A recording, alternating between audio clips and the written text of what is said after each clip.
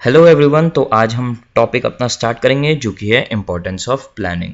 Topic start करने से पहले यार मैं आप लोगों को थैंक्स कहना चाहूँगा जो भी सपोर्ट आपकी तरफ से आ रहा है। हालांकि मैं कोई बहुत बड़ा चैनल नहीं बनाऊँ बीबी की वाइन या फिर कैरी मिनाटी की तरह, but I am still very satisfied. और मैं बस आप लोगों से ये कहूँगा यार, मेरी वीडियोस शेयर करना और कमेंट्स में मेरे को बताना क्या आपको अच्छा लगा या क्या ख़राब लगा। मेरे लिए बहुत अच्छी एक इंस्पिरेशन होती है कि मैं और वीडियोस प्रोड्यूस करूँ और मैं आपके लिए चाहता हूं मैं आप सारा सिलेबस कवर कर पाऊं। तो इंपॉर्टेंस ऑफ प्लानिंग, या फिर हम इसको कह सकते हैं एडवांटेजेस ऑफ प्लानिंग। क्यों प्लानिंग जरूरी है और क्या प्लानिंग के फायदे हैं। सबसे पहला प्लानिंग का फायदा है इट प्रोवाइड्स डायरेक्शन। इसमें मैं आपको सबसे पहले यह समझाऊंगा कि डायरेक्शन क्या होती है, किस डायरेक्शन की हम बात कर रहे हैं, और डायरेक्शन नहीं होती तो क्या होता है। इसके लिए मैं आपको अपना सबसे फेवरेट एग्जांपल देना चाहूंगा उस कंपनी का जिसका आपने नाम बहुत ज्यादा सुना होगा, जो कि है नोकिया। अगर आपको पता होना भी चाहिए, अगर आपको नहीं पता इस बारे में, कि नोकिया का स्मार्टफोन बिजनेस बंद हो चुका है। नोकिया ने अपना स्मार्टफोन बिजनेस पहले माइक्रोसॉफ्ट को सेल किया, अब अल्टीमेटली वो बंद हो चुका है। अगर आपको नहीं पता तो पता नहीं कौन सी दुनिया में रहते हो तुम।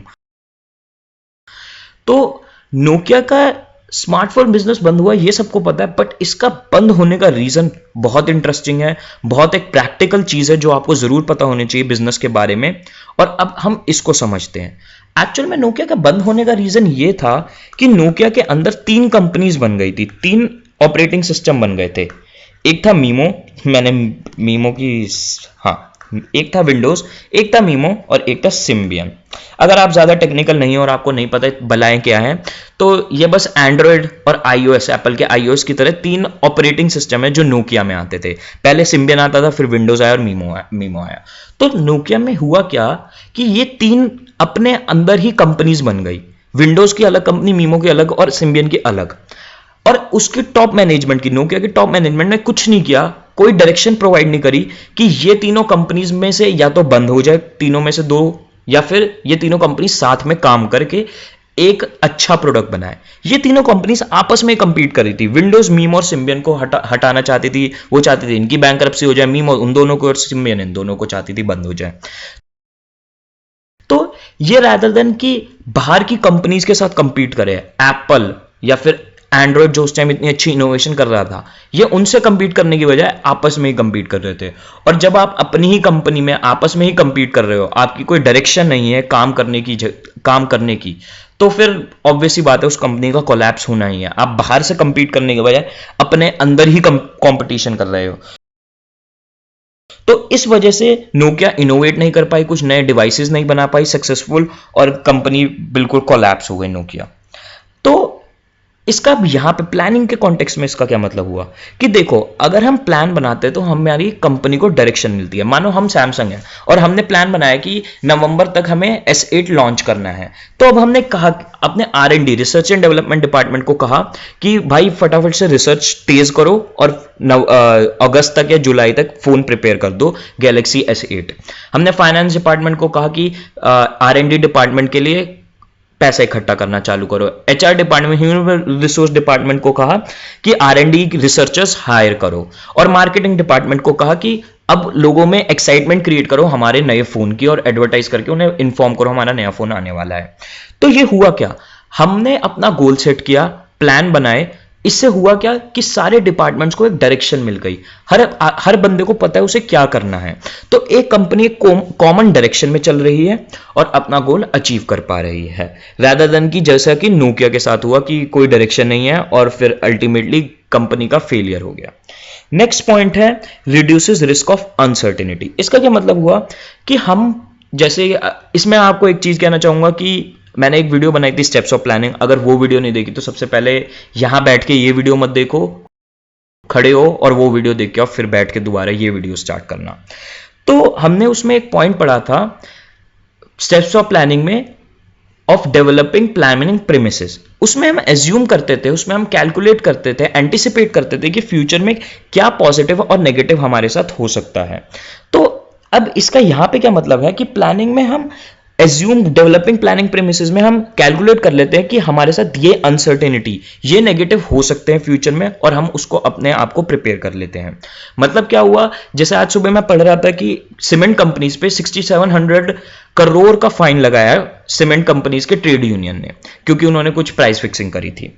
तो अब हुआ क्या, अगर मानो हम सीमेंट कंपनी है और हम जनवरी में पहले ही एज्यूम कर लें कि हमारे ऊपर फाइन लग सकता है अगस्त तक, तो हम अपने आप को प्रिपेयर करना चालू कर देंगे। हम अपने फाइनेंस डिपार्टमेंट को कहेंगे फाइन के लिए पैसे इकट्ठा करना चालू कर दो।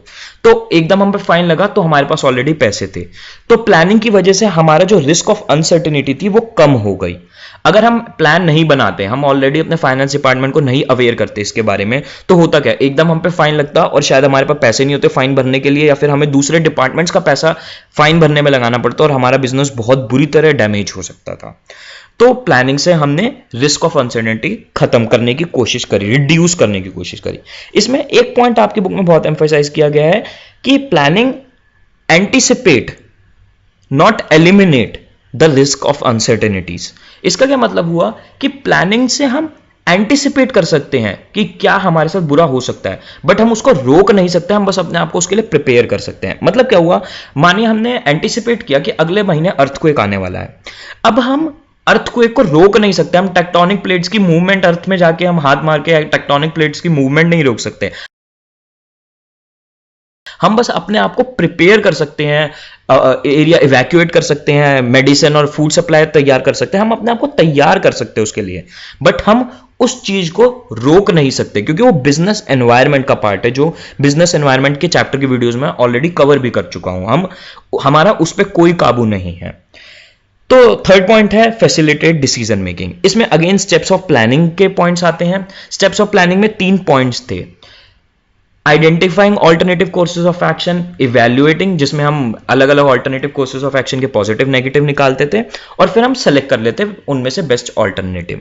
तो प्लानिंग में हमने ये 3 स्टेप्स करे तो हमारे लिए डिसीजन लेना, फैसिलिटेट डिसीजन मेकिंग, मतलब फैसिलिटेट का मतलब होता है ईजी करना, तो हमारे लिए डिसीजन लेना आसान हो गया क्योंकि हमने अपने प्लान अचीव करने के लिए अलग अलग ऑल्टरनेटिव कोर्सेज ऑफ एक्शन निकाले और फिर उनके पॉजिटिव नेगेटिव निकाले, तो हमारे लिए सेलेक्ट करना बहुत आसान हो गया। इसका मैं आपको एग्जांपल देता हूं, जैसे ये है, ये आप हो, आप वैसे आपको स्कूल जाना है और अगर आप स्कूल जा रहे हो तो खुश नहीं होगे, तो थोड़ा नाराज सा चेहरा बना देते हैं। आपको स्कूल जाना है।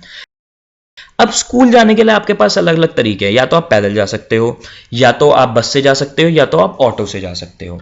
तो इन तीनों ऑप्शंस के फायदे हैं और नुकसान हैं। अगर आप पैदल जाओगे तो थक जाओगे बट बिल्कुल सस्ता है, अगर आप ऑटो से जाओगे तो कंफर्ट है बट महंगा है, और बस से जाने में थोड़ी कंफर्ट है और सस्ता भी है।